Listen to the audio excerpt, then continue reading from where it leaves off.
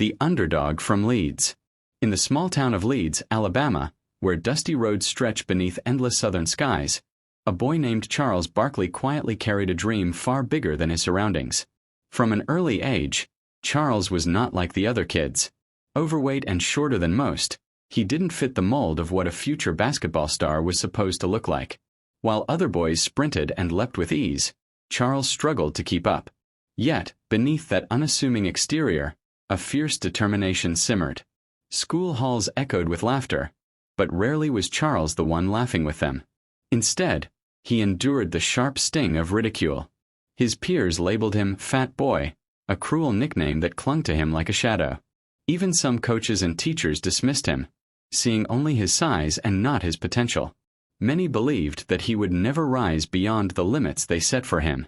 But Charles had learned something early on. Sometimes the world doesn't see what matters most. So he kept his dreams tightly guarded, fueling them in silence. Basketball was more than a game for Charles. It was a sanctuary. On the worn-out courts of Leeds, he found freedom. He was clumsy at first, awkward with the ball, but there was a raw power in his rebounds and a relentless hunger that no one could ignore. During one high school game, while opponents towered over him, Charles out-rebounded every player on the court. 20 rebounds, relentless and unyielding. That night, a local scout watching from the sidelines leaned in and whispered, "There's something special about that kid."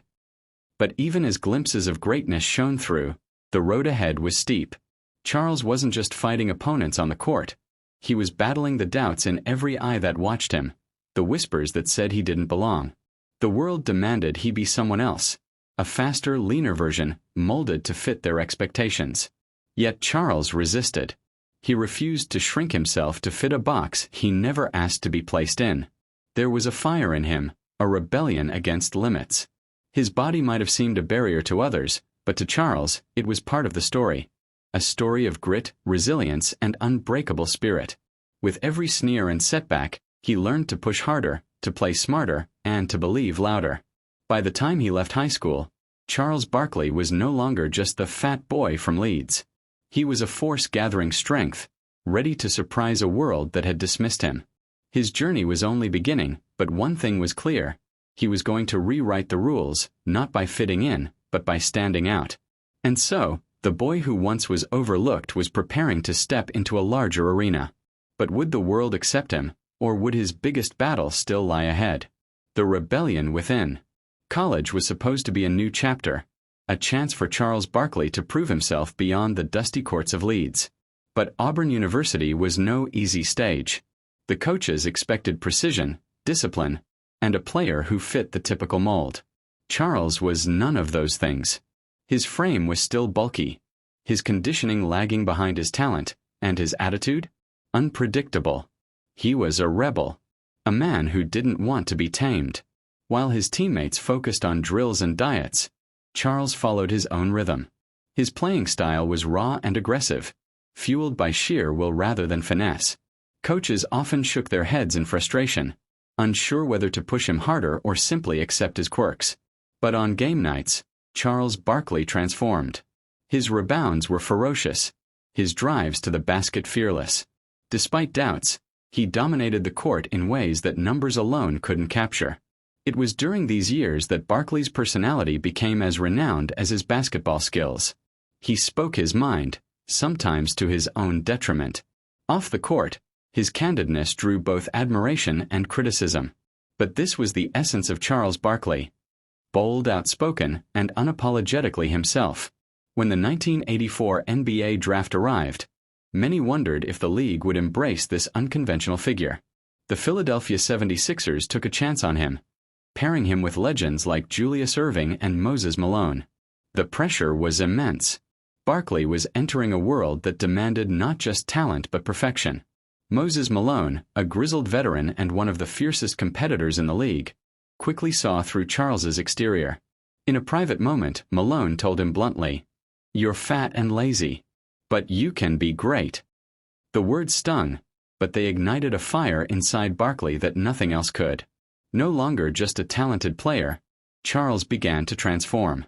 He worked tirelessly to improve his stamina and strength. His unique style, combining brute force with surprising agility, started to turn heads. He wasn't the traditional power forward. He was a force of nature.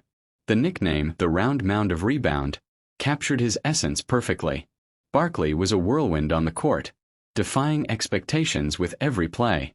Yet, even as his game flourished, Barkley's greatest struggle remained his fight against the image others wanted to impose on him. He refused to be molded into the league's ideal.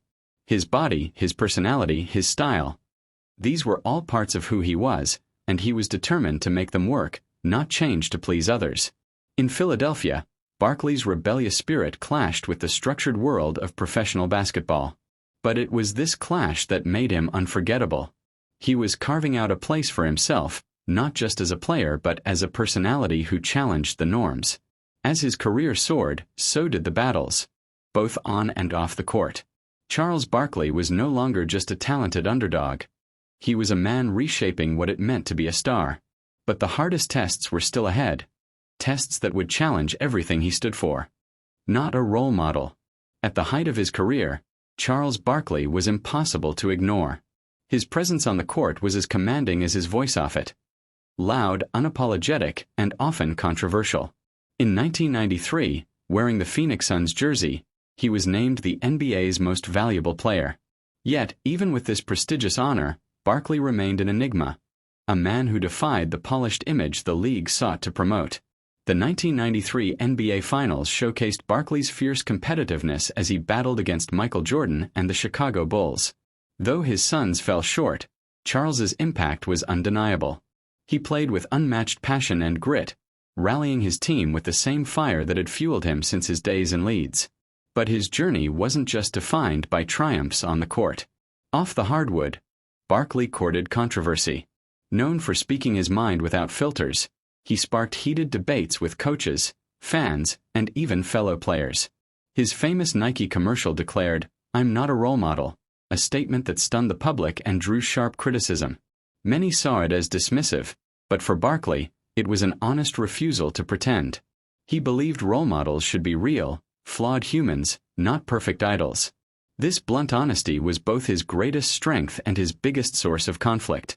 Charles wanted to inspire, but on his own terms. He wanted to connect with people who faced struggle, pain, and hardship. People who didn't see polished celebrities in their daily lives but raw, real stories of survival. One story illustrates this truth. During a quiet visit to a Philadelphia school, Barkley sat down with a group of kids. Without cameras or speeches, he talked openly about his struggles. The weight, the ridicule, the constant fight to prove himself. A young boy looked up and said, "You being real helped me more than anyone pretending to be perfect ever could." In that moment, Charles's message became clear. Honesty could heal in ways slogans never would. His influence extended beyond the NBA. In 1992, Charles was part of the legendary Dream Team, the first American Olympic basketball squad to feature active NBA stars.